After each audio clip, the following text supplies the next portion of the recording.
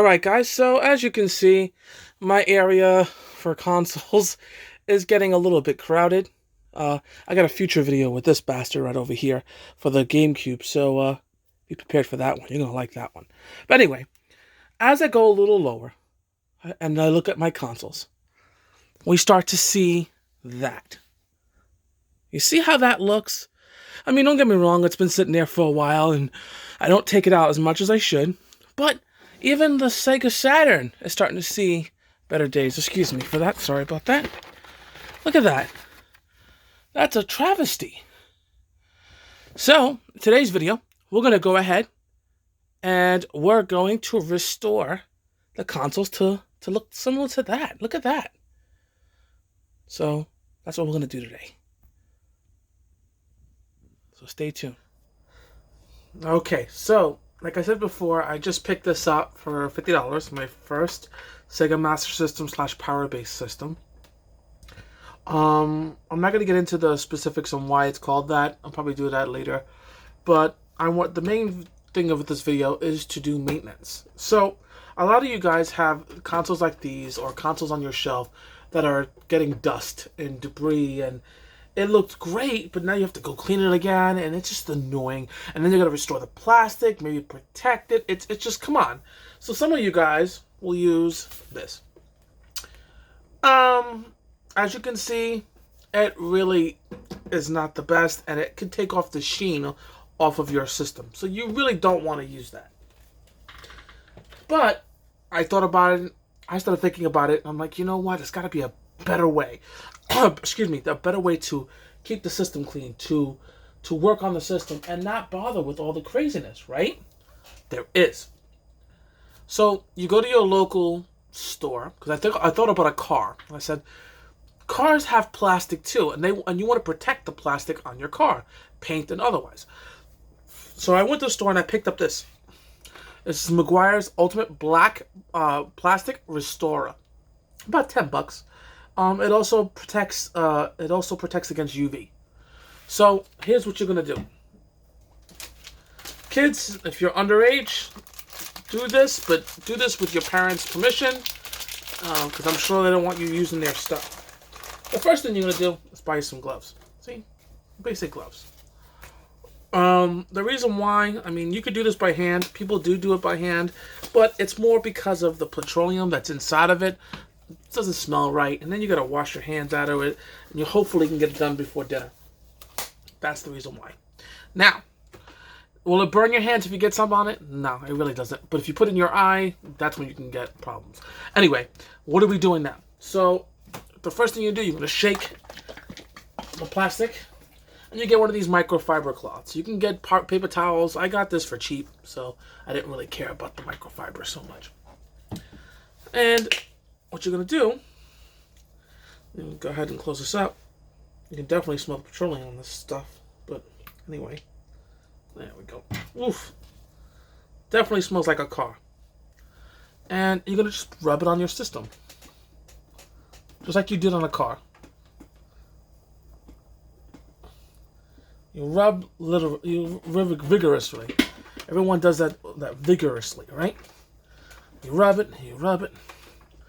You could put some on a little plastic glass here. I mean, it's not going to destroy anything. Now, of course, do this after you clean the system. You can use like water or Windex after you clean it off. But the main thing is to rub it. Rub it in there. Okay? And yes, it will smell a little. Because remember, it's usually used for vehicles. So it's going to smell. And you don't need to put a lot. I mean, a lot of people don't. I'm going to let that sit for a second, and I'm going to put a little bit more.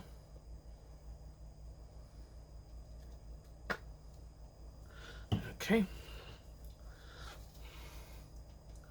And why do you do this? Well, as I showed you earlier in the video, when you leave consoles just sitting there on your dresser, you get dust. And I mean, cool, it's not going to be the best. You don't want to do that. In the same token, you kind of want to keep the system looking like if you bought it from the store a long time ago. A lot of these systems were not built to last. Let's put it that way. Now, what I'm going to do with this is I'm going to let it sit for a little bit. Because why not? Once you're done, you let it sit. You want to, just like you do with the car. You let it sit for maybe half hour, 40 minutes. Not even that. 20 minutes tops. And then you go and you clean it off. And when you're done, it should look a lot more like the system you want. So I'm going to wait till this dries off and we'll be back, okay? Alright guys, after letting it sit for about 6 minutes, it has a smooth sheen to the finish. Even the plastic looks a lot brighter, as you can see. And I tested it again to make sure, playing with the power button here, sorry. Tested it to make sure that it worked perfectly fine, and of course it does. I'm going to do something else. I'm going to do a part 2 right now. We're going to take my Sega CD that you saw in the beginning video, and we're going to clean that up.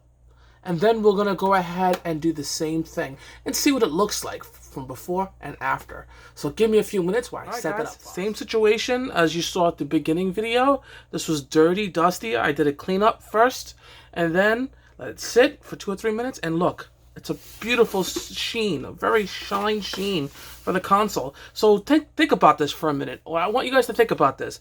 It takes time. It took me about an hour to get this done. Don't get me wrong.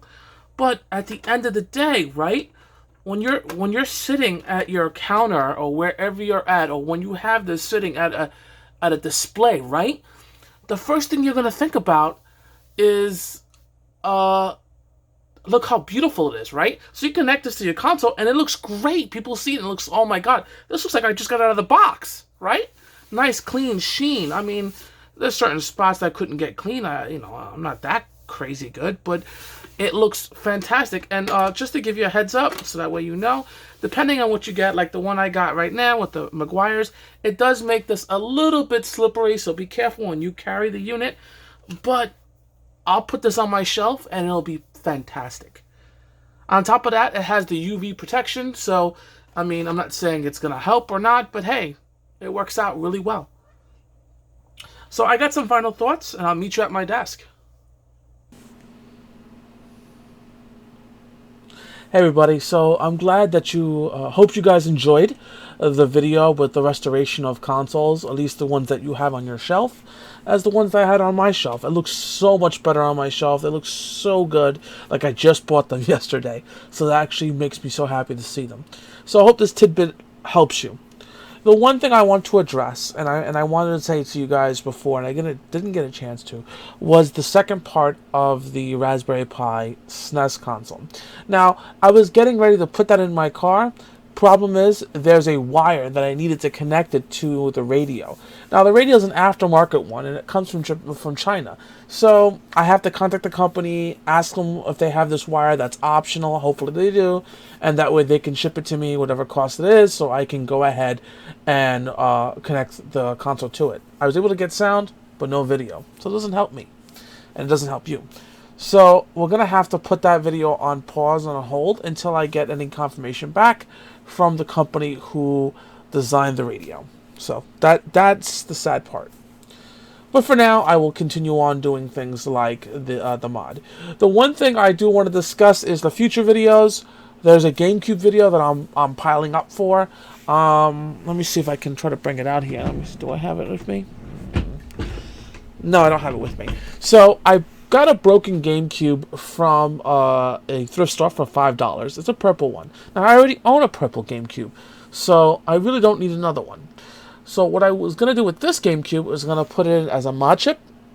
It's going to repair the lens that doesn't work on it, and I'm going to make it orange. And as you guys know, orange GameCubes only come from Japan, and they're very, very expensive. So converting a GameCube over to that is very, very easy, but I wanted to go ahead and take you guys through that step process. As you know, part of the news, as you know, this weekend is my birthday weekend, and as you guys all know, I always do videos, a live stream for my birthday. So this was be a little bit early birthday stream, maybe about 5 or 6 p.m. Eastern Standard Time. And what I'm going to be streaming is Resident Evil 2 Remake. I'm going to be playing Claire Redfield's story because I haven't played that one, so it's going to be really difficult for me. And I invite you guys to join and hang out for me with on my birthday. It would be really great to have you guys with me. Also, what else we got going on? I did hear about Konami's new TurboGrafx mini console. It will be on active for active for pre-order, and I'm very looking forward to that. I'm gonna pre-order it because I always have every mini console, including the PlayStation, when it was $100. That's what I paid for mine, was $100. Now you can get it for like almost $30 on GameStop or on Amazon. It's gone cheaper, guys. So if you've seen my last videos, I'm still gonna push. Get it now, because you're gonna miss out. Think about it. Either way, guys, I hope you enjoy the video. Thumbs up if you do like it. Leave some comments down below. Tell me what you thought, what I should be doing, or what will you be doing in the future. Take care.